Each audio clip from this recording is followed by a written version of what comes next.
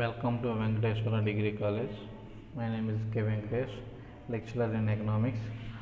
Today I will explain final year BA, 5th semester, 5th A agriculture economics paper అనమాట. So agriculture ఎకనామిక్స్లో మనకి last క్లాస్లో importance of the agriculture sector కోసం చెప్పుకున్నాం. భారతదేశంలో వ్యవసాయ రంగం యొక్క ప్రాముఖ్యత ఏమిటి అనేది మనం చెప్పుకోవడం జరిగింది అనమాట. సో ఇప్పుడు వచ్చేటప్పటికి భారతదేశంలో వ్యవసాయ ఉత్పాదకత తక్కువగా ఉండడం గల కారణం ఏమిటి అంటే అల్ప ఉత్పాదకత గల కారణం ఏమిటి.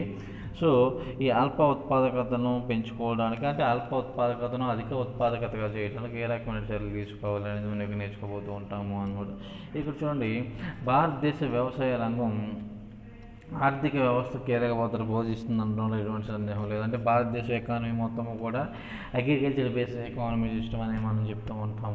భారతదేశ మొత్తము అగ్రికల్చర్ బేస్డ్ ఎకానమీ అని మనం చెప్తూ ఉంటాము అనమాట. అంటే మన ఇండియన్ ఎకానమీ సిస్టమ్ మొత్తం అగ్రికల్చర్ బేస్డ్ ఎకానమీ సిస్టమ్గానే మనం చెప్పడం జరుగుతుంది అన్నమాట.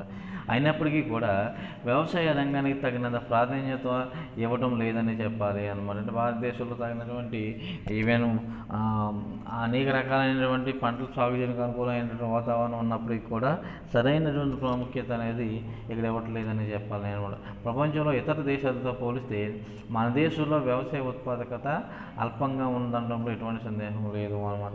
అభివృద్ధి చెందిన దేశాల్లో చూసినట్లయితే అధిక ఉత్పాదకత అనేది అక్కడ జరుగుతూ ఉన్నట్లయితే భారతదేశంలో వ్యవసాయ ఉత్పాదకత చాలా తక్కువగా ఉందని చెప్తూ ఉంటాము అనమాట. భారతదేశంలో అధిక శాతం మంది జనాభా వ్యవసాయ రంగంపై ఆధారపడి జీవనం సాగిస్తున్నప్పటికీ కూడా వచ్చే ఆదాయం చాలా తక్కువ మొత్తంలో ఆదాయం అనేది మనకి సమకూరుతూ ఉంటుంది. దానికి గల కారణాలు ఏమిటి అంటే మనకి ఇప్పటికి కూడా స్వతంత్రం వచ్చి 60 సంవత్సరాల కాలంలో కూడా భారతదేశంలో ఇంకా 40% భూమి మాత్రమే మనం అవకాశాలు క్రియేట్ చేసుకోగలుగుతూ ఉన్నాము అన్నమాట. దానికి కారణం ఏమిటి అంటే రకరకాల పొలిటికల్ ప్రాబ్లమ్స్ మనం చెప్పుకోవడానికి అవకాశం ఉంటుంది అన్నమాట. భారతదేశంలో ఇప్పటికి కూడా 40% జనాభా సరైనటువంటి అవకాశాలు లేవని మనం చెప్తూ ఉంటాము అన్నమాట. అలానే ఆహార ధాన్యాల ఉత్పత్తులు చూసినట్లయితే 1900 నుండి 2011 మధ్య కాలంలో 2.9% మాత్రమే ఆహార ధాన్యాల ఉత్పత్తి అనేది పెరుగుతూ ఉన్నది. ఆహార ధాన్యాల ఉత్పాదకత పర్వాలేదు, కొంతవరకు పెరుగుదల ఉన్నప్పటికీ దానికి ప్రధాన కారణం ఏమిటి అంటే 1966 సంవత్సరంలో వచ్చినట్టు గ్రీన్ రెవల్యూషన్ అని మనం చెప్తూ ఉంటాము అన్నమాట. పైగా ఈ గ్రీన్ రెవల్యూషన్ అన్ని పంటల్లోనూ కూడా సమగ్రంగా మార్పులు తీసుకురావాలి, కేవలం కొన్ని పంటల్లో మాత్రమే సమగ్రమైనటువంటి మార్పులు తీసుకురావడం జరిగిందని చెప్తూ ఉంటాము అన్నమాట. సో వ్యవసాయ రంగంలో ఈ గ్రీన్ రెవల్యూషన్ ఎక్కువగా గోధుమ పంటలో అధిక ఉత్పత్తిని అనేది చేయడం జరుగుతూ ఉంటుంది అనమాట. వ్యవసాయ రంగంలో ఉత్పాదకత లక్ష్యాలు ప్రణాళిక కాలంలో వ్యవసాయ రంగానికి సంబంధించి కింది లక్షణాలు ఉన్నాయని చెప్తూ ఉంటాం. 1. వ్యవసాయ ఉత్పత్తిని పెంచడం. 2. ఉపాధి అవకాశాలను మెరుగుపరచడం. 3. భూమి మీద జనాభా ఒత్తిడిని తగ్గించడం. 4. గ్రామీణ ప్రాంతాల్లో అసమానతలను తగ్గించడము అన్నమాట. అంటే వ్యవసాయ ఉత్పత్తిని పెంచడము అంటే భారతదేశంలో వ్యవసాయ ఉత్పత్తిని పెంపొందించడము. అంటే మన గ్రీన్ రివల్యూషన్ ఎఫెక్ట్ వల్ల 1900తో మనం 1950తో మనం కంపేర్ చేసి చూసినట్లయితే ఇప్పుడు ప్రజెంట్ వ్యవసాయ ఉత్పాదకత అనేది కొంతవరకు బెటర్గానే ఉందని మనం చెప్తూ ఉంటాం. అప్పుడు కేవలం 1951లో 53 మిలియన్ టన్నులు ఉన్నటువంటి వ్యవసాయ ఉత్పాదకత అట్ ప్రజెంట్ వచ్చేటప్పుడు 253.3 మిలియన్ టన్నుల ఉత్పాదకత అనేది పెరుగుతూ ఉంది. కొంతవరకు ఇక్కడ వ్యవసాయ ఉత్పాదకత మెరుగ్గానే ఉన్నది అనమాట. నెక్స్ట్ వచ్చేటప్పటికి ఉపాధి అవకాశాలను మెరుగుపరచడము అనమాట. అంటే కేవలం వ్యవసాయంపైనే ఆధారపడి జీవనం సాగించడం కాకుండా వ్యవసాయ ఆధారిత అనుబంధం ఏవైతే ఉన్నాయో ఆ అనుబంధం అనేది చేసే విధంగా మనం అంటే వ్యవసాయ అనుబంధ రంగాన్ని కూడా అభివృద్ధి చేయటము అనమాట. నెక్స్ట్ వచ్చేటికి భూమి మీద జనాభా ఒత్తిడిని తగ్గించడము అనమాట. భూమి మీద అంటే భూమి జనాభా ఒత్తిడి అంటే భూమి మీద లేకుండా చేయడం అని కాదు, వ్యవసాయ రంగం మీద జనాభా ఒత్తిడిని తగ్గించడము అనమాట. వ్యవసాయ రంగం మీద జనాభా ఒత్తిడిని తగ్గించడము. గ్రామీణ ప్రాంతాల్లో అసమానతలు తగ్గించడము అంటే ఏమిటి, చాలా తక్కువ మొత్తంలో ఉన్నటువంటి భూమి అధిక జనాభా దగ్గర, అధిక శాతం ఉన్నటువంటి భూమి తక్కువ జనాభా దగ్గర అంటే ల్యాండ్ లార్డేజ్ అనేది గ్రామీణ ప్రాంతాల్లో మనం ఎక్కువగా చూస్తూ ఉంటాము. ఈ ల్యాండ్ లార్డేజ్ అన్ని అరికట్టడము ప్రధానంగా మనకి అక్కడ ఉన్నటువంటి అసమానతగానే మనం చెప్తూ ఉంటాము అన్నమాట. నెక్స్ట్ వచ్చేటప్పటికి అల్ప ఉత్పాదక కారణాలు మనం చూసినట్లయితే భారత ఆర్థిక వ్యవస్థలో ఈ 4 కూడా లక్ష్యాలు మనకి ఏమిటి, వ్యవసాయ రంగం లక్ష్యాలు ఏమిటి అని చూసినట్లయితే మనకి వ్యవసాయ ఉత్పత్తిని పెంచడము, ఉపాధి అవకాశాలను మెరుగుపరచడము, భూమి మీద జనాభా ఒత్తిడిని తగ్గించడము, గ్రామీణ ప్రాంతాల్లో అసమానతలను తగ్గించడము. ఈ 4 కూడా మనకి భారతదేశ వ్యవసాయ రంగం లక్ష్యాలు అన్నమాట. నెక్స్ట్ అల్ప ఉత్పాదకత కారణాలు. భారత ఆర్థిక వ్యవస్థ వ్యవసాయ రంగం వెన్నెముకగా ఉన్నప్పటికీ కూడా వ్యవసాయ రంగంలో వచ్చే దిగుమతి తక్కువగా ఉంది. ఎందుకు దిగుబడి తక్కువగా ఉంది? ఉత్పాదకత అనేది భారతదేశ వ్యవసాయ రంగంలో ఉత్పాదకత తక్కువగా ఉండడానికి కారణం ఏమిటి? వ్యవసాయ రంగంలో ఉత్పాదకత అల్పంగా ఉండడానికి అనేక కారణాలు ఉన్నాయి. వీటిలో ప్రధానంగా మనం 3 రకాలుగా వర్గీకరించడం జరుగుతూ ఉంటుంది. 1 సాధారణ కారణాలని చెప్పేసి, 2 వ్యవస్థాపూర్వకమైన కారణాలని చెప్పేసి, 3 సాంకేతిక కారణాలని చెప్పేసి భారతదేశంలో వ్యవసాయ ఉత్పాదకత తక్కువగా ఉండడానికి ప్రధానంగా 3 కారణాలుగా విభజించడం జరుగుతూ ఉంటుంది. సాధారణ కారణాలు, వ్యవస్థాపూర్వక కారణాలు, సాంకేతిక కారణాలు. సాధారణ కారణాలు అంటే ఏమిటని చూసినట్లయితే మొట్టమొదటిగా భూమిపై జనాభా ఒత్తిడి అధికంగా ఉండటము. భారతదేశంలో అధిక శాతం వ్యవసాయ రంగం పైన ఆధారపడి జీవనం సాగిస్తూ ఉన్నారు. ఆంగ్లేయుల కాలంలో సాంప్రదాయ పరిశ్రమలు పూర్తిగా దెబ్బతిన్నవి. దీంతో సాంప్రదాయ వృత్తులు చేస్తున్న వాళ్ళందరూ కూడా వ్యవసాయ రంగంపైనే ఆధారపడి జీవనం సాగిస్తూ ఉన్నారు. స్వతంత్రం తర్వాత వ్యవసాయంపై ఆధారపడిన మొత్తం శ్రామిక జనాభా 76% జనాభా ఉండగా 2011 లెక్కల నాటికి 48% తగ్గింది. అయినప్పటికీ కూడా ఇది చాలా ఎక్కువనే మనం చెప్పాలి. అంటే భారతదేశంలో అధిక శాతం మంది జనాభా వ్యవసాయ రంగంపైనే ఆధారపడి జీవనం సాగిస్తున్నారు. And most of the people depends upon agriculture sector in Indian agriculture. So Indian economy. So ఎందుకు ఇండియన్ ఎకానమీలో అత్యధిక శాతం మంది ప్రజలు వ్యవసాయ రంగాన్ని ఆధారపడి జీవనం సాగించడం జరుగుతూ ఉంటుంది? దానికి ప్రధాన కారణం ఏమిటంటే భారతదేశంలో ఉన్నటువంటి నిరక్షరాస్యతే ప్రధాన కారణంగా మనం చెప్పడం జరుగుతూ ఉంటుంది. ఈ నిరక్షరాస్యత పర్సెంటేజ్ ఎక్కువగా ఉండటం వల్ల ఈ నిరక్షరాస్యులందరూ కూడా వ్యవసాయ రంగంపైనే ఆధారపడి జీవనం అనేది సాగించడం జరుగుతూ ఉంటుంది అని మనం చెప్తూ ఉంటాము అన్నమాట. నెక్స్ట్ వచ్చేటప్పటికి గ్రామీణ శ్రామిక వాతావరణము. ఎక్కువ మంది వ్యవసాయదారులు నిరక్షరాస్యులు, సాంప్రదాయ అలవాట్లు, మూఢనమ్మకాలు ఎక్కువ, అనాదిగా వస్తున్న కట్టుబాట్లను, ఆచార వ్యవహారాలను పాటిస్తూ ఉంటారు. ఈ సాంఘిక వాతావరణం ఆధునిక సాంఘిక పరిజ్ఞానంను అవలోకనం చేసుకునే అవకాశం అనేది లేకుండా పోతూ ఉంటుంది అన్నమాట. సో ఇది కూడా భారతదేశంలో వ్యవసాయ ఉత్పాదకత తక్కువగా ఉండడానికి ప్రధాన కారణము అని చెప్తూ ఉంటాము అన్నమాట. దాంతోపాటుగా భారతదేశంలో మెయిన్లీ మనకి చూసినట్లయితే సాధారణమైన కారణాల్లో భారతదేశ ఆర్థిక వ్యవస్థను మనం ప్రధానంగా గ్రామీణ వాతావరణం కలిగి ఉండటంతో పాటుగా భారతదేశంలో ఉన్నటువంటి ప్రజలు అత్యధిక శాతం మంది ప్రజలు వాళ్ళు అనుసరించేటువంటి జీవన విధానము, సాంఘిక కట్టుబాట్లు, పైగా భారతదేశంలో వ్యవసాయాన్ని ఒక ఆక్యుపేషన్గా కాకుండా వృత్తిగా కాకుండా అదొక జీవన విధానంగా మనకి ఏర్పాటు చేయడం జరుగుతూ ఉంటుంది అన్నమాట. సో అందుకని భారతదేశ వ్యవసాయ రంగానికి సంబంధించి భారతదేశంలో అల్ప ఉత్పాదకతను పెంపొందించడానికి వ్యవసాయ ధరల విధానంను ప్రవేశపెట్టడం జరిగింది అన్నమాట. ఈ వ్యవసాయ ధరల విధానం ఏమిటనేది మనం చూసినట్లయితే చూడండి. ఫస్ట్ వన్, ఒక కనీస ధర కంటే ఆహార ఉత్పత్తి ధర తక్కువ ధర పడిపోకుండా చూడటము అన్నమాట. అందుకనే ఒక కనీస ధర, అందుకనే ప్రతి సంవత్సరము కూడా ప్రభుత్వం ఏం చేస్తూ ఉంటుందంటే కనీస మద్దతు ధర ప్రకటించడం జరుగుతూ ఉంటుంది. కనీస మద్దతు ధర ఎంత అంటే ఆయా పరిస్థితులకు అనుగుణంగా ఎంఎస్పి ప్రైస్ అనేది పంట కాలానికంటే ముందుని కనీస మద్దతు ధర అనేది ప్రకటించడం జరుగుతూ ఉంటుంది. ఎంఎస్పి ప్రైస్ ప్రకటించడం జరుగుతూ ఉంటుంది అన్నమాట. ఎగ్జాంపుల్ మనకి జూన్లో ఇండియాలో మనకి ఖరీఫ్ సీజన్ స్టార్ట్ అవుతూ ఉంటుందని మన అందరికీ తెలిసిందే.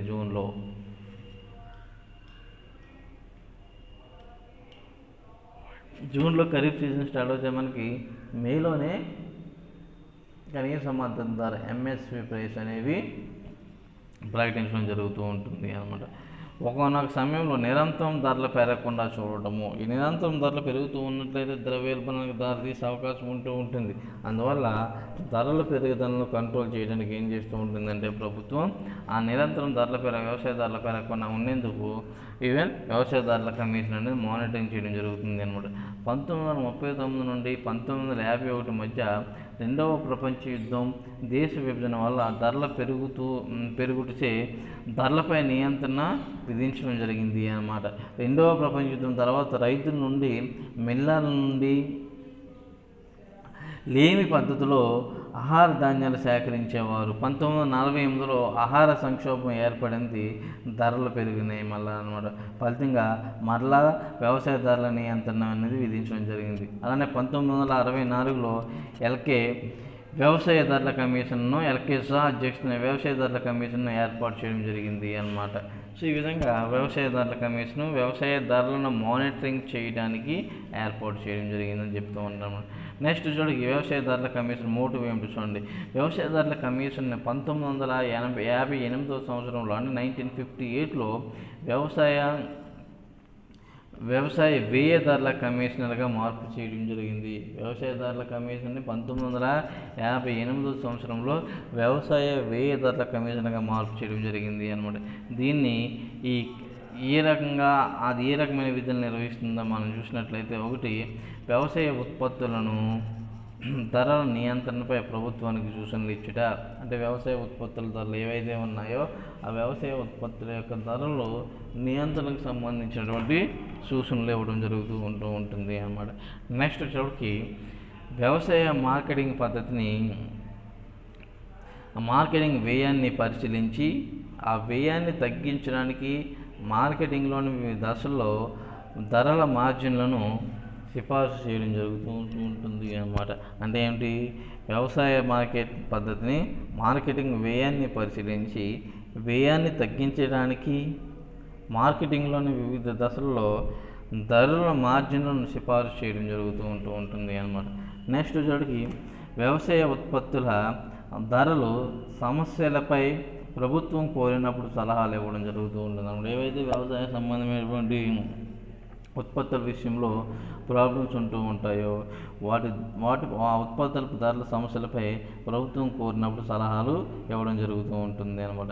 నెక్స్ట్ వచ్చేటికి వ్యవసాయ విత్తనాలు వేయక ముందే ఆయా పంటల్లో కనీస ధరలు హామీ ఇస్తూ ప్రభుత్వం అందించే మద్దతునే మద్దతు ధర అని చెప్పడం జరుగుతూ ఉంటుంది.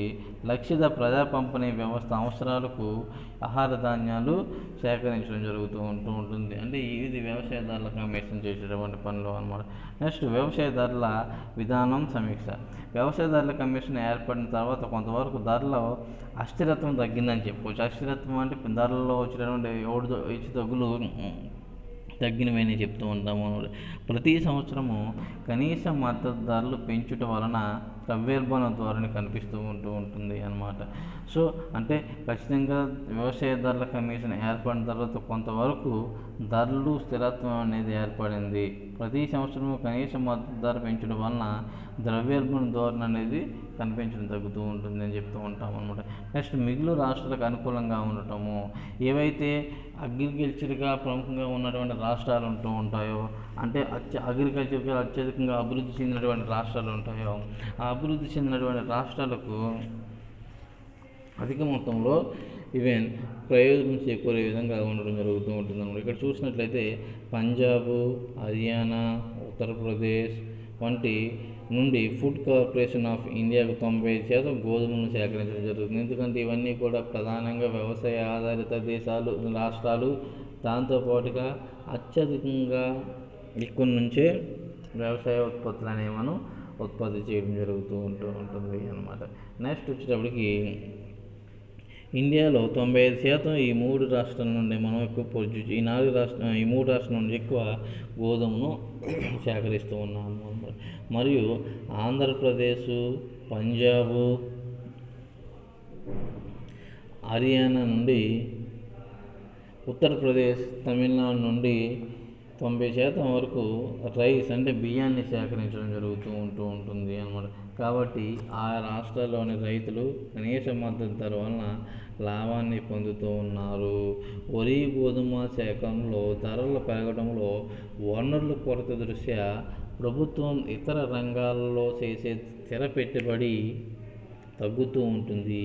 మినిమం సపోర్ట్ ప్రైస్ నిర్ణయించేటప్పుడు ఉత్పత్తి వ్యయాన్ని ప్రధాన ప్రాతిపదికగా తీసుకోవడం జరుగుతూ ఉంటుంది అన్నమాట. నెక్స్ట్ వచ్చేటప్పటికి వ్యవసాయ అభివృద్ధికి వ్యవసాయ పరపతి మార్కెట్, రవాణా, అలానే రైతుకు వ్యవసాయం రవాణా సౌకర్యాలు, సమాచార సౌకర్యము, ఇటువంటివన్నీ కూడా ఈ వ్యవసాయదారుల కమిషన్ ఏర్పాటు చేయడం జరుగుతూ ఉంటుంది. భారతదేశం మొదటి నుండి సంస్థాగత సామర్థ్యం రైతుల వ్యవసాయ విత్తం కోసం వ్యాపారస్తుల మీద అధికంగా ఆధారపడడం జరుగుతూ ఉంటుంది అన్నమాట. నెక్స్ట్ వచ్చేటప్పటికి వలస పాలన. బ్రిటిష్ వారి పాలన కాలం నుండి వారు భారతదేశంలో వ్యవసాయ అభివృద్ధికి తగిన చర్యలు తీసుకోలేదని చెప్తూ ఉంటాము అన్నమాట. ఇంగ్లాండ్లో వ్యవసాయ విప్లవం ఏర్పడినప్పటికీ కూడా భారతదేశంలో అందుకు అనుకూలమైనటువంటి పరిస్థితులు కల్పించలేదు. రైల్వేల అభివృద్ధికి ఇచ్చిన ప్రాధాన్యత నీటిపారుదల సౌకర్యాలు పెంచడానికి బ్రిటిష్ వాళ్ళు ఇవ్వలేదని చెప్తూ ఉంటాము అన్నమాట. దాంతోపాటుగా భారతదేశ పారిశ్రామిక రంగాన్ని, భారతదేశ వ్యవసాయ రంగాన్ని కూడా బ్రిటిష్ వారు తీవ్రంగా ప్రభావితం చేశారని చెప్పడం జరుగుతూ ఉంటుంది.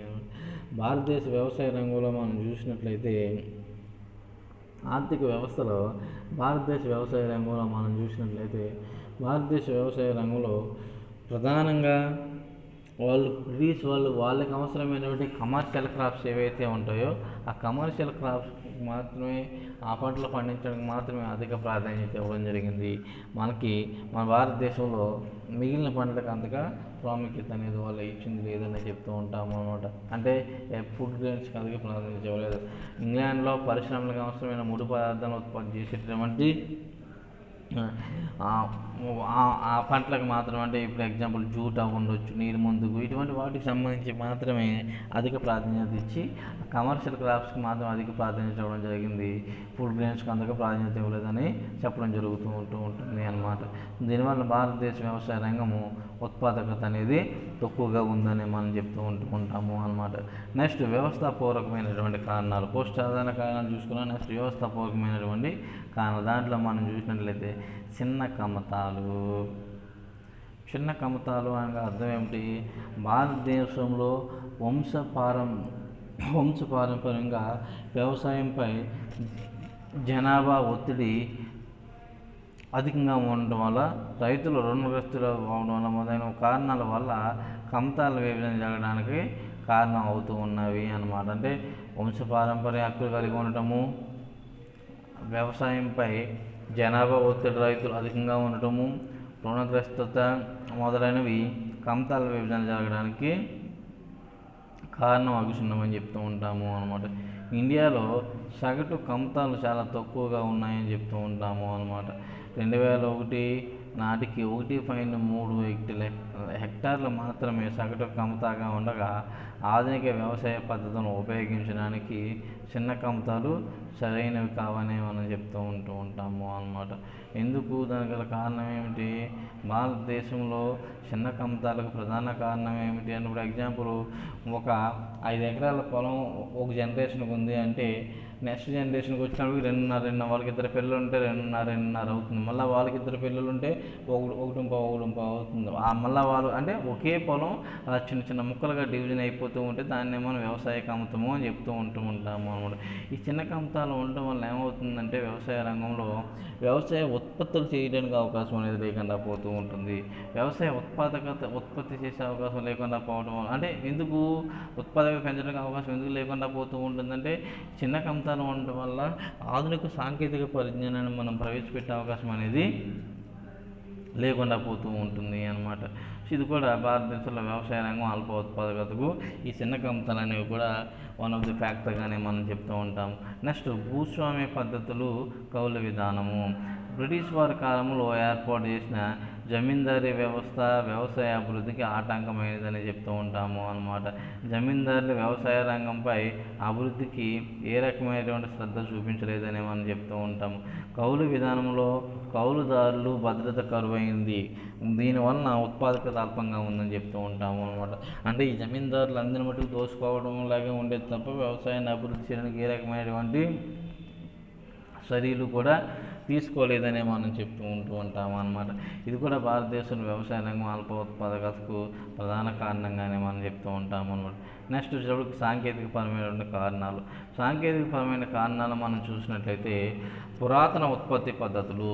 ఇప్పటికీ పశువులు ఇప్పుడు కూడా భారతదేశంలో 90% ఆఫ్ పీపుల్ వ్యవసాయ రంగంపై డిపెండ్ అయిన వాళ్ళు సనాతన సాంప్రదాయ పద్ధతుల్లోనే వ్యవసాయ ఉత్పత్తులు అనేది చేయడం జరుగుతూ ఉంటుంది.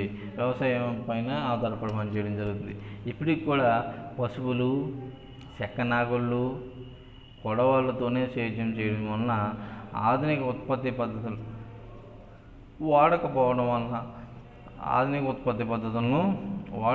వలన భారతదేశంలో వ్యవసాయ రంగం ఉత్పాదకత తక్కువగా ఉన్నది అని చెప్తూ ఉంటాము అన్నమాట. అంటే ఇప్పటికి కూడా భారతదేశంలో ఎక్కువ శాతం జనాభా పురాతన వ్యవసాయ పద్ధతుల్ని అనుసరించడం జరుగుతూ ఉంటుంది. నెక్స్ట్ వచ్చేటప్పటికి నీటిపారుదల సౌకర్యాలు. భారతదేశంలో వ్యవసాయ రంగం యొక్క ప్రధాన సమస్య నీటిపారుదల సౌకర్యాల కొరత. భారతదేశంలో వ్యవసాయ రంగం యొక్క ప్రధాన సమస్య ఏంటంటే నీటిపారుదల సౌకర్యాలు కొరత. భారతదేశంలో 40% భూమికి మాత్రమే నీటిపారుదల వల్ల వ్యవసాయం జరుగుతూ ఉంటుంది. మిగతా 60% భూమి కూడా పూర్తిగా వర్షాలపైనే ఆధారపడి ఉంటూ ఉంటుంది అన్నమాట. వర్షాలు సరిగా లేని కారణంగా వ్యవసాయ రంగం ఉత్పాదకత అల్పస్థాయిలోనే ఉందని మనం చెప్తూ ఉంటాము అన్నమాట. అంటే ఏమిటి, భారతదేశంలో ఇప్పటికీ కూడా మొత్తం సేద్య భూమిలో చూసినట్లయితే కేవలం 40% భూమికి 40% భూమికి మాత్రమే నీటిపారుదల సౌకర్యం అనేది మనం కల్పించడం జరిగింది. అంటే ఈ 40% భూమి కూడా ఏ రకమైన భూమి, ఈ 40% భూమి కూడా మనకి 2-3 పంటల పైన అనుకున్నటువంటి భూమి. ఫర్ ఎగ్జాంపుల్ మనకి గొట్ట బావుల ద్వారా అయితేనేమి, బోర్ బావులు అని చెప్తూ ఉంటాం, కాలువల ద్వారా అయితేనేమి, చెరువుల ద్వారా అయితేనేమి మనకి ఇరిగేషన్ ఫెసిలిటీస్ అనేవి కల్పించడం జరుగుతూ ఉండింది అన్నమాట. మొదటి ప్రణాళిక కాలంలో నుంచి కూడా 12 ప్రణాళికల కాలం కూడా సరైన పద్ధతుల్లోనే మనకి ఈ నీటిపారుదల సౌకర్యాల కల్పనకు ప్రభుత్వాలు చర్యలు తీసుకున్నప్పటికీ అనుకున్న విధంగా పంట పొలాల మొత్తానికి మనకి వాటర్ సప్లై చేయలేకపోతూ ఉన్నాం. దీంతో ఉత్పాదకత అనేది తక్కువగా ఉంటుంది అన్నమాట. మిగిలిన 60% భూమి కూడా వర్షం పడితేనే పంట పండిస్తారు, వర్షం లేదంటే పంట పండే అవకాశం అనేది ఉండదు అన్నమాట. వ్యవసాయ రంగంలో ఉత్పాదకతను పెంచేందుకు మార్పులు తేవాలని లూయిస్ బర్గ్ వంటి వారు వాదించినప్పటికీ కూడా సాంకేతికపరమైన మార్పులే వాదించినప్పుడు కూడా సరైనటువంటి మార్పులనే భారతదేశంలో రాలేదని చెప్తూ ఉంటాము.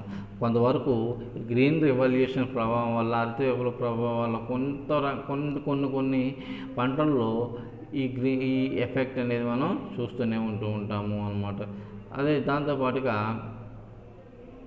ప్రభుత్వం ఏ రకమైన చర్యలు తీసుకోవడం జరుగుతూ ఉండింది అని మనం చూసినట్లయితే ఉత్పాదకతను పెంచడానికి కొన్ని చర్యలను ప్రభావితం చేయడం జరిగింది అన్నమాట. ఏమిటని చూసినట్లయితే ఉత్పాదకతను పెంచడానికి ప్రభుత్వం ముందుగా భూ సంస్కరణలను ప్రవేశపెట్టింది, జమీందారీ వ్యవస్థను రద్దు చేయడం జరిగింది. భారతదేశంలో వ్యవసాయ ఉత్పాదకతను పెంచడానికి ప్రధానమైనటువంటిది ఏంటంటే భూ సంస్కరణల అమలు అన్నమాట. భూ సంస్కరణలు అనేవి చాలా ఇంపార్టెంట్ అయినటువంటివి. స్వతంత్రం వచ్చిన వెంటనే భూ సంస్కరణలు అనేవి భారతదేశంలో ప్రవేశపెట్టారు. కానీ ఈ భూ సంస్కరణలు భారతదేశంలో ప్రవేశపెట్టినప్పటికీ కూడా వాటిని సరిగా అమలు చేయలేదని చెప్తూ ఉంటాము అన్నమాట. ఎందుకు అమలు చేయలేదు? అమలు చేయకపోవడానికి గల కారణం ఏమిటి అంటే భారతదేశంలో ఉన్నటువంటి రాజకీయపరమైన విధానాల కారణంగా భూ సంస్కరణ సరైన పద్ధతిలో ఇంప్లిమెంటేషన్ చేయలేదు. అంటే అతి తక్కువ మంది దాగి ఉన్నటువంటి అతి ఎక్కువ భూభాగాన్ని తీసుకుని ఆ పొలం మొత్తాన్ని కూడా ల్యాండ్లెస్ పీపుల్కి డిస్ట్రిబ్యూట్ చేయడంలో ప్రభుత్వం అనేది విఫలమైందనే మనం చెప్తూ ఉంటాము. తక్కువ భూమి అంటే ఎక్కువ మంది ప్రజల దగ్గర, ఎక్కువ భూమి తక్కువ మంది ప్రజల దగ్గర కేంద్రీకృతమై ఉన్నది అన్నమాట. సో ఈ రకమైనటువంటి ప్రాబ్లం కూడా భారతదేశంలో వ్యవసాయ రంగంలో తక్కువ ఉత్పాదకత ఉండేందుకు కారణమవుతూ ఉంటుంది అన్నమాట. ప్రధానంగా భారతదేశంలో 1951 సంవత్సరంలోనే ల్యాండ్ రిఫార్మ్కి సంబంధించినటువంటి ఇంప్లిమెంటేషన్స్ అనేవి రావడం జరిగింది. ఇప్పుడు 1951లోనే ల్యాండ్ రిఫార్మ్కి సంబంధించినటువంటి ఇంప్లిమెంటేషన్స్ అనేవి రావడం జరుగుతూ ఉండింది అన్నమాట. కానీ ఆ ఇంప్లిమెంటేషన్స్ అనేవి ఎక్కడ కూడా మనకి సరైనగా ఇంప్లిమెంటేషన్స్ అనేవి జరిగినవని చెప్పి ఒక లాబ్ బూస్టింగ్ అనేది జరుగుతూ ఉండింది అన్నమాట. ప్రధానంగా భారతదేశంలో ప్రభుత్వము భూ సంస్కరణలు అమలు చేయడంలో విఫలం అవ్వడం కారణంగా వ్యవసాయ రంగం వెనుకబడిపోయింది అనడంలో ఎటువంటి సందేహము లేదు అన్నమాట. అంటే భూమి ఎవరి దగ్గర అయితే సర్ప్లస్ భూమి ఉందని మనం చెప్తూ ఉంటామో, ఈ సర్ప్లస్ భూమి ఉన్న వాళ్ళ దగ్గర నుంచి ఆ భూమిని తీసుకుని ల్యాండ్లెస్ పీపుల్కి డిస్ట్రిబ్యూట్ చేయాలి అనమాట. కానీ అది ఎక్కడైనా జరుగుతూ ఉందా అంటే ఎక్కడా కూడా జరిగే అవకాశం లేదు అనమాట. ఆ సర్ప్లస్ భూమిని తీసుకుని ల్యాండ్లెస్ పీపుల్ డిస్ట్రిబ్యూషన్ జరగలేదు. కొంతవరకు west Bengal communist government, Kerala communist government, కొన్ని రాష్ట్రాలు, పంజాబ్ వంటి రాష్ట్రాలు ఈ ల్యాండ్ రిఫార్మ్స్ని ఇంప్లిమెంట్ చేసి ఈవెన్ ల్యాండ్లెస్ పీపుల్కి డిస్ట్రిబ్యూట్ చేయడం జరుగుతూ ఉండింది అన్నమాట. కానీ యాక్చువల్లీ ఆ ఇంప్లిమెంటేషన్ నామాత్రమని మనం చెప్తూ ఉంటాము అనమాట. నెక్స్ట్ కౌలు సంస్కరణ, జమీందారీ వ్యవస్థను రద్దు చేయటము, ఇది మేజర్ ఇంప్లిమెంటేషన్గానే మనం చెప్తూ ఉంటాము. ఎందుకు జమీందారీ వ్యవస్థ వల్ల ఏ రకమైన లోపాలు ఉన్నాయి, ఏ రకమైన ప్రాబ్లమ్స్ మనం ఫేస్ చేయడం జరుగుతూ ఉంటుంది అంటే, జమీందారీ వ్యవస్థ అంటే ఏమిటి? ఇవి కొన్ని వందల వేల ఎకరాల భూములు వాళ్ళ చేతుల్లోనే కేంద్రీకృతమైన ఆ భూములు మొత్తము వాళ్ళ దగ్గర పెట్టుకుని ఎవరైతే దిగువ మధ్య తరగతి వ్యవసాయదారులు ఉంటూ ఉంటారో, నాన్నగారిన వర్గాల వారు ఉంటూ ఉంటారో వాళ్ళ దగ్గర పని చేయించుకోవడం జరుగుతూ ఉంటుంది, దోపిడీకి గురవుతూ ఉంటారు అన్నమాట. సో దీనికి రెమెడీగా మొత్తం జమీందారీ వ్యవస్థని ప్రభుత్వం స్వతంత్రం అనంతరం రద్దు చేయడం ద్వారా కొంతవరకు ఆ సమస్య పరిష్కరించిందని చెప్తూ ఉంటాము అన్నమాట. నెక్స్ట్ కౌలు సంస్కరణలను ప్రవేశపెట్టింది. కౌలు సంస్కరణలు అంటే ఏంటి? భూమి లేనటువంటి ఒక వ్యక్తి, ఒక వ్యవసాయదారుడు భూమి కలిగి ఉన్నటువంటి రైతు దగ్గర నుంచి పొలాన్ని తీసుకుని తాను పండించుకునే పంటలో కొంత ఆ స్థల యజమానికి ఇవ్వడం జరుగుతుంది. ఆ విధంగా ఆ రైతును మనం కౌలు రైతు అని చెప్తూ ఉంటాము అన్నమాట. ఈ రకమైనటువంటి కౌలు సంస్కరణలను ప్రవేశపెట్టడం జరిగింది. ఆ కౌలు రైతు ఏం చేస్తూ ఉంటాడు? ఆ రైతు ఎప్పుడైనా కౌలు రైతుని పంటలోంచి పంపించేసేవాడు. అది నచ్చలేదు అనుకోండి, పంట నా పొలం నాకు ఇచ్చేయమని చెప్పేసి మనం పంపించేసే అవకాశం ఉంటూ ఉండేది అనమాట. అందుకని చెప్పేసి ఆ రకమైన ప్రాబ్లమ్స్ లేకుండా ఉండేందుకు ఏం చేశారు? ఈ కౌలు వ్యవసాయదారులకు కొన్ని వ్యవసాయదారులకు కొన్ని హక్కులను కల్పిస్తూ కౌలు సంస్కరణను ప్రవేశపెట్టడం జరిగింది. అంటే పంట మా పొలాన్ని మధ్యలోంచి అన్ని పంపించే అధికారం రైతుకి లేకుండా చేసే విధంగా కౌలు సంస్కరణను ప్రవేశపెట్టడం జరిగింది అనమాట. నెక్స్ట్ వచ్చేప్పటికి సాంకేతిక పరంగా 1966 నుండి నూతన వ్యవసాయ వ్యూహం ప్రవేశపెట్టడం జరిగింది అనమాట. సాంకేతికంగా 1966 నుండి నూతన వ్యవసాయ వ్యూహమును ప్రవేశపెట్టడం జరిగింది అనమాట. మార్కెటింగ్లో లోపాలను తొలగింది. అంటే నూతన వ్యవసాయ వ్యూహము అంటే ఏమీ లేదు. 1966 ఖరీఫ్ సీజన్ కాలంలో మనకి గ్రీన్ రివల్యూషన్ భారతదేశంలో ఇంప్లిమెంటేషన్ చేయడం జరిగింది. గ్రీన్ రివల్యూషన్ అంటే ఏమిటి? దేన్ని మనం గ్రీన్ రివల్యూషన్ అని చెప్తూ ఉంటాము. గ్రీన్ రివల్యూషన్ అంటే హరిత విప్లవము అని అర్థము అనమాట. అంటే ఏమిటి? వ్యవసాయ రంగంలో నూతన సాంకేతిక పరిజ్ఞానాన్ని ప్రవేశపెట్టడమే హరిత విప్లవం యొక్క ప్రధాన ఉద్దేశము. అంటే వ్యవసాయ రంగంలో నూతన సాంకేతిక పద్ధతులను ప్రవేశపెట్టడము. ఈ వ్యవసాయ రంగంలో నూతన సాంకేతిక పద్ధతులను ప్రవేశపెట్టడం ద్వారా వ్యవసాయ ఉత్పాదకతను పెంచాలనే ఉద్దేశంతో హరిత విప్లవం భారతదేశంలో ప్రవేశపెట్టడం జరిగింది. అదే నూతన వంగడాల కార్యక్రమం, నూతన వ్యవసాయ వ్యూహము అని చెప్తూ ఉంటాము. ఆ గ్రీన్ రివల్యూషన్, దాన్ని హరిత విప్లవము అని కూడా మనం చెప్తూ ఉంటాము. భారతదేశంలో 1966 సంవత్సరం నుండి 1966 ఖరీఫ్ సీజన్ కాలం నుండి మనకి ఈ గ్రీన్ రివల్యూషన్ అనేది ప్రవేశపెట్టడం జరిగింది అన్నమాట. నెక్స్ట్ వచ్చేటప్పటికి మార్కెటింగ్ లోపాలను తొలగించడానికి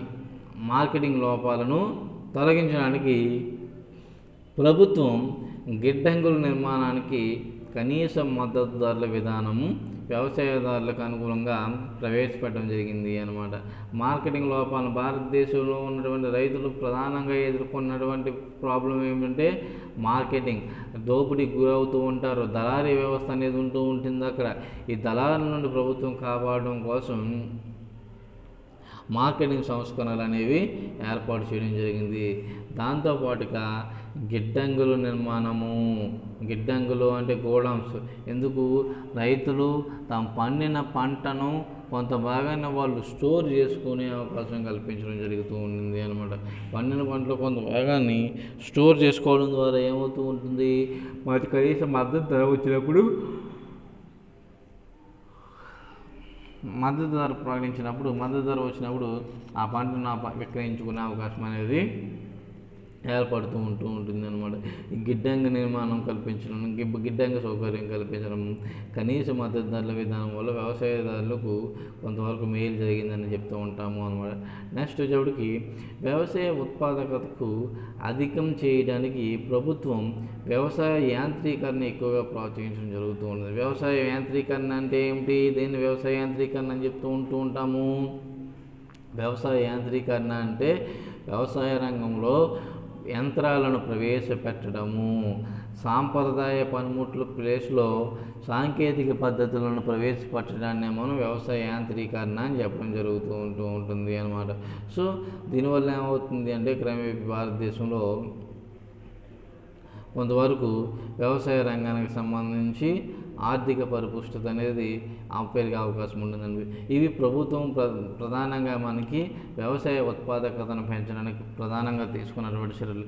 ఏ చర్యలు తీసుకుందాం ఒకసారి మనం చూసుకున్నట్లయితే, ఉత్పాదకతను పెంచడానికి ప్రధానంగా తీసుకున్నటువంటి చర్యలను మనం చూసినట్లయితే ఏ చర్యలు తీసుకుంది? ఒకటి, ప్రభుత్వం భూ సంస్కరణలు ప్రవేశపెట్టడం జరిగింది, జమీందారీ వ్యవస్థను రద్దు చేయడం జరిగింది అనమాట. భూ సంస్కరణలు ప్రవేశపెట్టడము, అట్లనే జమీందారీ వ్యవస్థను రద్దు చేయటము అనమాట. సో దాంతోపాటుగా భూ సంస్కరణలు ప్రవేశపెట్టడము, జమీందారీ వ్యవస్థను రద్దు చేయటము. దాంతోపాటుగా మనం చూసినట్లయితే కౌలు సంస్కరణలను అమలు చేయటము అనమాట. కౌలు సంస్కరణలను అమలు చేయటము.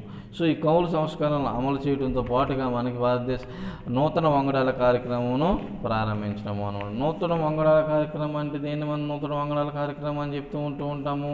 నూతన వంగడాల కార్యక్రమం అంటే ఏమిటి? గ్రీన్ రివల్యూషన్ ఏమో నూతన వంగడాల కార్యక్రమం అని మనం చెప్తూ ఉంటాము. ఈ నూతన వంగడాల కార్యక్రమం ఫలితంగా ఏమైంది? ఆర్థికంగా భారతదేశంలో వ్యవసాయ రంగంలో పెనుమార్పులే తీసుకురావడం జరిగిందని చెప్తూ ఉంటాము. వ్యవసాయ ఉత్పత్తులు అధికంగా పెరగడానికి ఇది కూడా ప్రధాన కారణం అని చెప్తూ ఉంటాం. నెక్స్ట్, మార్కెటింగ్ లోపాలు తొలగించడం జరిగింది. ప్రభుత్వమే గిడ్డంగి నిర్మాణం చేయడం జరుగుతూ ఉంటుంది. దాంతోపాటుగా కనీస మద్దతు ధర ప్రభుత్వమే ప్రకటించడం జరుగుతూ ఉంటుంది. వ్యవసాయ ఉత్పాదకను అధికం చేయడానికి వ్యవసాయదారులను ప్రభుత్వం యాంత్రీకరణ చేయడానికి ప్రయారిటీ ఇవ్వడం జరుగుతూ ఉంటుంది అన్నమాట. ఇది ప్రధానంగా ప్రభుత్వం తీసుకున్నటువంటి వ్యవసాయ భారతదేశంలో అల్ప ఉత్పాదకత తగ్గించడానికి ప్రభుత్వం తీసుకున్నటువంటి చర్యల్లో ఇవి ప్రధానంగా మనం చెప్తూ ఉంటాము అన్నమాట. ఏమిటి? ప్రధానంగా 3 కారణాలు చెప్పుకున్నాం. అంటే భారతదేశంలో అల్ప ఉత్పాదకతకు ప్రధానంగా మనం 3 కారణాలు అనేవి చెప్పుకోవడం జరుగుతూ ఉంటుంది అన్నమాట. ఏమిటి ఆ 3 కారణాలు? ఒకటి, సాధారణ కారణాలు. 2, వ్యవస్థాపూర్వక కారణాలు. మూడు సాంకేతిక కారణాలు. సాధారణ కారణాలు ఏమిటి? భూమిపై జనాభా ఒత్తిడి అధికంగా ఉండటము. సాధారణ కారణాల్లో మొట్టమొదటిగా మనం చెప్పుకున్నది ఏమిటి? భూమిపై. అంటే ఈ మూడు కారణాలు కూడా ప్రధానమైనటువంటి కారణాలు. ఏమిటి?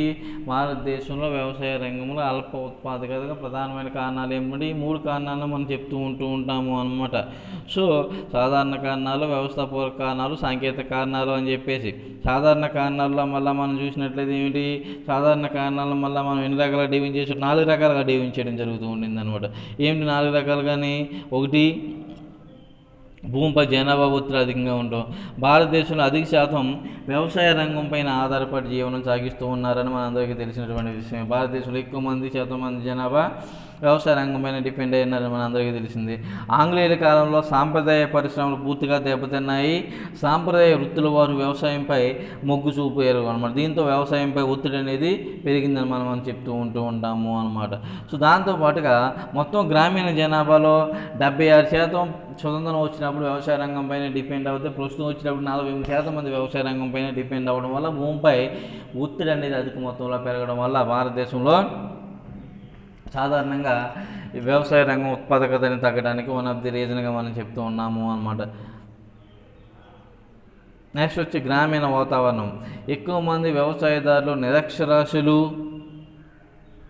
దాంతోపాటుగా వాళ్ళందరూ కూడా సనాతన సాంప్రదాయ పద్ధతులు అనుసరించడము కారణంగా వీళ్ళందరూ కూడా గ్రామీణ ప్రాంతంలో ఎక్కువగా నివాసం ఉండటం కారణంగా సాంఘిక వాతావరణంలో ఆధునిక సాంఘిక పరిజ్ఞానం అవరోధంగా ఉన్నదని చెప్తూ ఉన్నాము అనమాట.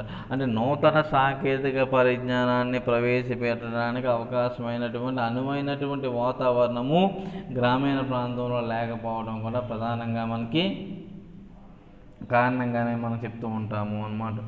నెక్స్ట్ వచ్చేటప్పటికి భారతదేశంలో ఇది మూడో కారణం. ఫస్ట్ ఏంటి? భూమిపై జనాభా సాధారణమైనటువంటి కారణాల్లో భూమిపై జనాభా ఒత్తిడి అధికంగా ఉండటము. 2, గ్రామీణ ప్రాంత జనాభా ఎక్కువ ఆధారపడటము వ్యవసాయ రంగం పైన.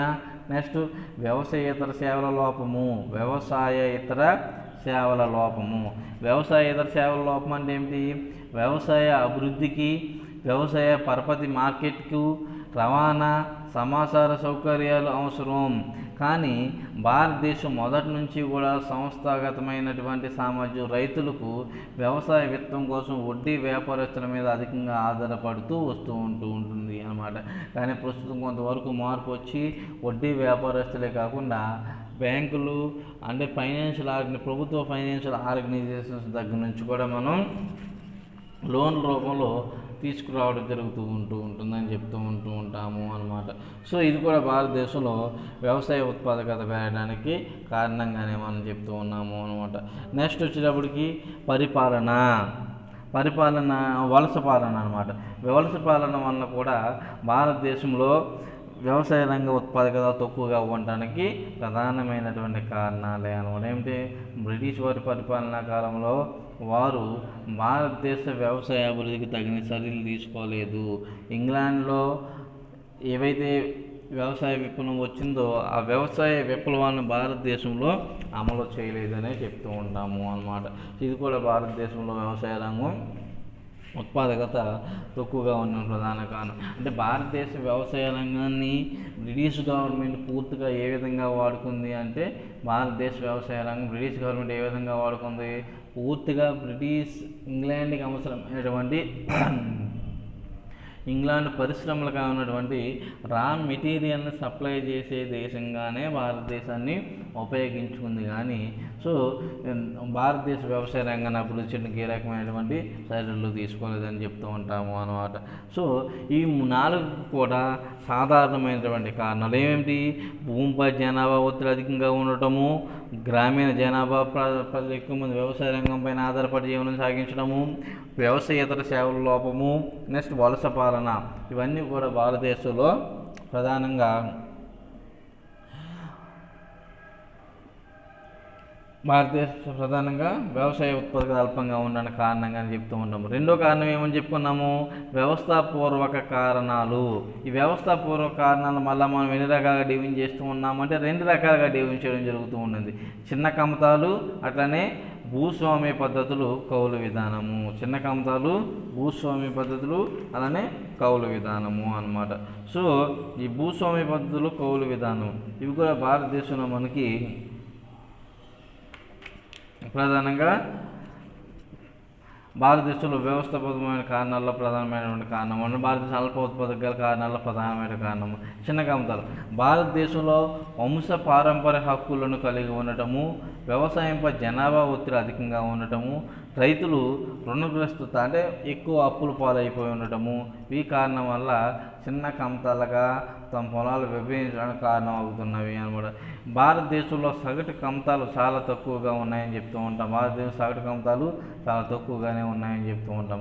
2001 నాటికి 1.32 హెక్టార్ల మాత్రమే ఆధునిక వ్యవసాయ పద్ధతులను ఉపయోగించడానికి చిన్న కమతాలు సరైనవి కాదు అని చెప్పడం జరుగుతూ ఉంటుంది అన్నమాట.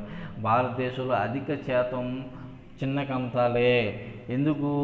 వారసత్వ హక్కును కలిగి ఉండటము, రైతులు రుణగ్రస్తత అయిపోవడము, అనేక జనాభా ఒత్తిడి అధికంగా ఉండటం వ్యవసాయ రంగం పైన, ఈ అనేక కారణాల వల్ల భారతదేశంలో ప్రధానంగా అధికంగా ఈ రకమైనటువంటి కాంప్లికేషన్ మనం వ్యవసాయ రంగ ఉత్పాదకత అల్పంగా ఉండడానికి ప్రధానమైన కారణంగా చెప్తాం. ఎందుకు? చిన్న కమతాలుగా ఉండడం వల్ల నూతన వ్యవసాయ పద్ధతులను ప్రవేశపెట్టడానికి అవకాశం అనేది లేకుండా పోతూ ఉండింది అన్నమాట. నెక్స్ట్ భూస్వామ్య పద్ధతులు, కౌలు విధానం.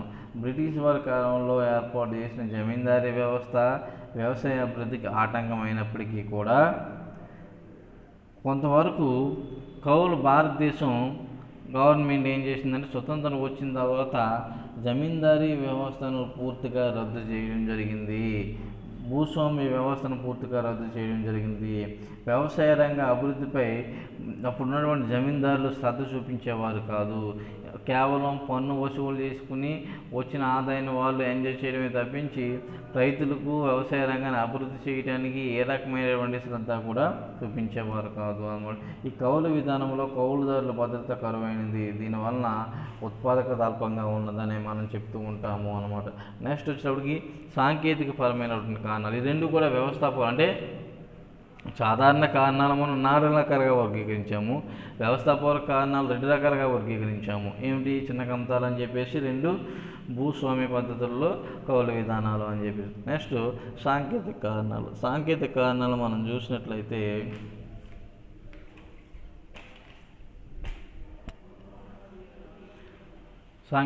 దాంట్లో మొట్టమొదటిది పురాతన ఉత్పత్తి పద్ధతులు. ఇప్పటికీ పశువులు, చెక్క నాగళ్ళు, కొడవలతో సేద్యం చేయడం జరుగుతూ ఉంటుంది. సాంప్రదాయ పద్ధతుల్లో వ్యవసాయం చేయడం జరుగుతుంది. ఆధునిక ఉత్పత్తి పద్ధతులను వాడకపోవడం వల్ల వ్యవసాయ ఉత్పాదకత అనేది చాలా తక్కువగా ఉన్నదని మనం చెప్తూ ఉన్నాము అన్నమాట. అంటే ఇప్పటికీ కూడా భారతదేశంలో చాలామంది సేద్యం చేసేటటువంటి భూమి సాంప్రదాయ పద్ధతుల్లోనే సేద్యం చేయడం జరుగుతుంది. ఇది కూడా భారతదేశ ఉత్పాదకత తక్కువగా ఉండడానికి కారణంగానే మనం చెప్తూ ఉంటాం. నెక్స్ట్ నీటిపారుదల సౌకర్యాల కొరత. భారతదేశంలో వ్యవసాయ రంగం యొక్క ప్రధాన సమస్య నీటిపారుదల సౌకర్యాల కొరత. భారతదేశ వ్యవసాయ రంగం యొక్క ప్రధాన సమస్య ఏమిటి అంటే నీటిపారుదల సౌకర్యాల కొరత. భారతదేశంలో 40% భూమికి మాత్రమే నీటిపారుదల వల్ల వ్యవసాయం జరుగుతూ ఉంటుంది. భారతదేశంలో వ్యవసాయ రంగంలో కేవలం 40% భూమి మాత్రమే నీటిపారుదల సౌకర్యాలు అనేది లభించడం జరుగుతూ ఉంటుంది. ఇప్పటికి కూడా 60% భూమికి ఏ రకమైనటువంటి ఇరిగేషన్ ఫెసిలిటీస్ లేవని చెప్పడం జరుగుతూ ఉంటుంది అన్నమాట. ఆ ఇరిగేషన్ ఫెసిలిటీస్ ఎందుకు లేవు? దానికి గల కారణం ఏమిటి అంటే భారతదేశంలో అనేక రకాలైనటువంటి సామాజికపరమైన సమస్యలే. ఎందుకు? ఏదైనా ఒక ప్రాజెక్ట్ కట్టాలి అనుకుంటే రకరకాల కాంప్లికేషన్స్ ఫేస్ చేయడం జరుగుతూ ఉంటుంది. ఫర్ ఎగ్జాంపుల్ పోలవరం ప్రాజెక్టే ఉంది. సో ఇప్పుడు వరకు ఆ ప్రాజెక్ట్ 10 సంవత్సరాల కాలం కానీ ఇంతవరకు అది కంప్లీట్ అయిందే లేదు. ఏ ప్రాజెక్ట్ మనం కంప్లీట్ చేయాలనే కానీ అనేక కాంప్లికేషన్స్ ఫేస్ చేయడం జరుగుతూ ఉంటుంది. పైగా భారతదేశంలో ఉన్నటువంటి రైతులు ఏదైనా నూతన ఇంప్లిమెంటేషన్ వస్తుంది అంటే దాన్ని యాక్సెప్ట్ చేసే అవకాశం ఉండదు అన్నమాట. సాంప్రదాయంగా ఆ విధంగానే వెళ్ళిపోతే నడిచిపోయినాక బాగుంటుంది అనుకుంటూ ఉంటారు అన్నమాట. నెక్స్ట్ వచ్చేటప్పటికి నీటిపారుదలలో చూసినట్లయితే భారతదేశంలో అధిక మొత్తంలో బోర్వెల్స్ ద్వారానే సాగు చేయడం జరుగుతూ ఉంటుంది అనమాట. బోర్వెల్స్ అంటే బోరు బావుల ద్వారానే ఎక్కువ మొత్తంలో పంటలు సాగు చేయడం జరుగుతూ ఉంటుంది అనమాట. భారతదేశంలో వ్యవసాయ రంగం అల్ప ఉత్పాదకతకు ప్రధానమైన కారణాలు సరైనటువంటి భూమి ఉన్నప్పటికీ కూడా, ఆ భూమిని సాగు చేస్తున్నప్పటికీ కూడా సరిగా నీటిపారుదల సౌకర్యం కల్పించలేకపోవడం వల్ల మెజార్టీ ఆ భూమి 60% పైగా భూమి వర్షాధారం పైన ఆధారపడి ఉండటం వల్ల వర్షాలు సరిగా రానట్లయితే ఆ భూమి మొత్తం కూడా డ్రైగా ఉండిపోయి కరువు కాటకాలు సంభవించడం జరుగుతూ ఉంటుంది అన్నమాట. అంటే భూమి ఉంది కానీ ఆ భూమికి అవసరమైనటువంటి వాటర్ ఫెసిలిటీస్ మనం ప్రొవైడ్ చేయడంలో ఫెయిల్యూర్ అవుతున్నామని చెప్పడం జరుగుతూ ఉంటుంది అన్నమాట. ఇది కూడా భారతదేశంలో వ్యవసాయ రంగంలో అల్ప ఉత్పాదకతకు ప్రధానమైన కారణంగానే చెప్తూ ఉంటాము అన్నమాట. అండ్ అందుకే ప్రభుత్వం అనేక సబ్సిడీస్ ద్వారా ఈవెన్ బోర్ వెల్స్ నిర్మాణం అనేది ప్రభుత్వం చేపట్టడం జరుగుతూ ఉంటుంది అన్నమాట. నెక్స్ట్ వచ్చేటికి ప్రభుత్వము ఏ రకమైన చర్యలు తీసుకుంటూ ఉంటుంది, వ్యవసాయ ఉత్పాదకతను పెంపొందించడానికి ప్రభుత్వం అనేక రకాలైన చర్యలు తీసుకుంటూ ఉంటుంది. అంటే భూ సంస్కరణలను అమలు పెడుతూ ఉంటుంది, జమీందారీ వ్యవస్థను రద్దు చేయడం జరిగింది, కౌలు సంస్కరణలను ప్రవేశపెట్టింది, అలానే నూతన టెక్నాలజీని ప్రవేశపెట్టాలని చెప్పేసి హరిత విప్లవం గ్రీన్ రెవల్యూషన్ భారతదేశంలో ఇంప్లిమెంట్ చేయడం జరుగుతూ ఉంటుంది. మార్కెటింగ్ లోపాలను తొలగించడానికి గిడ్డంగులు, అట్లనే ఫ్రీజర్ సౌకర్యాలు కల్పించడం జరుగుతూ ఉంటుంది. దాంతోపాటు పంట కాలానికి ముందే మద్దతు ధర ప్రకటించడం జరుగుతూ ఉంటుంది. ఈ రకాలైనటువంటి కార్యక్రమం ద్వారా భారతదేశంలో వ్యవసాయ ఉత్పాదకత తగ్గకుండా ఉండేందుకు పెంచేందుకు ప్రభుత్వము చర్యలు తీసుకోవడం జరుగుతూ ఉంటుంది అన్నమాట. ఇది ప్రధానంగా భారతదేశ వ్యవసాయ రంగంలో అల్ప ఉత్పాదకతకు కారణాలు, దాన్ని నివారించడానికి ప్రభుత్వం తీసుకునేటువంటి చర్యలు అన్నమాట. ఎన్ని కారణాలు మనం చెప్తూ ఉన్నాము? ప్రధానంగా భారతదేశంలో వ్యవసాయ రంగంలో అల్ప ఉత్పాదక ప్రధాన కారణాలు రెండు రకాల ప్రధాన కారణాలు ఉన్నాయని చెప్తూ ఉన్నాం. 3 రకాల ప్రధాన కారణాలు: సాధారణ కారణాలు, వ్యవస్థాపూర్వక కారణాలు, అలానే సాంకేతిక కారణాలు. సాధారణ కారణాలను మనం ఎన్ని రకాలుగా డిఫైన్ చేసాము? సాధారణ కారణాలను మనం 4 రకాలుగా డిఫైన్ చేసాము. వ్యవస్థాపూర్వక కారణాలు 2 రకాలుగా డిఫైన్ చేసాము. అలాగే సాంకేతిక కారణాలు 2 రకాలుగా డిఫైన్ చేయడం జరిగింది. ఇది మనకి భారతదేశ వ్యవసాయ రంగానికి సంబంధించి అల్ప ఉత్పాదకత గల కారణాలు, అల్ప ఉత్పాదకతను తగ్గించడానికి మనం తీసుకునేటువంటి చర్యలు అన్నమాట. నెక్స్ట్ టాపిక్ మనకి ఏముంటుందంటే భారతదేశంలో వ్యవసాయ ధరల విధానం గురించి మనం చెప్పుకోవడం జరుగుతూ ఉంటుంది. దాంతోపాటుగా భారతదేశం సంబంధించి అగ్రికల్చర్ సెక్టర్లో అభివృద్ధి చేయడం కోసం ప్రభుత్వం ఇంకే రకమైనటువంటి కార్యక్రమాలు చేపడుతూ ఉండింది అనేది నెక్స్ట్ టాపిక్స్లో మనం ఎక్స్ప్లెయిన్ చేసుకోవచ్చు. Thank you.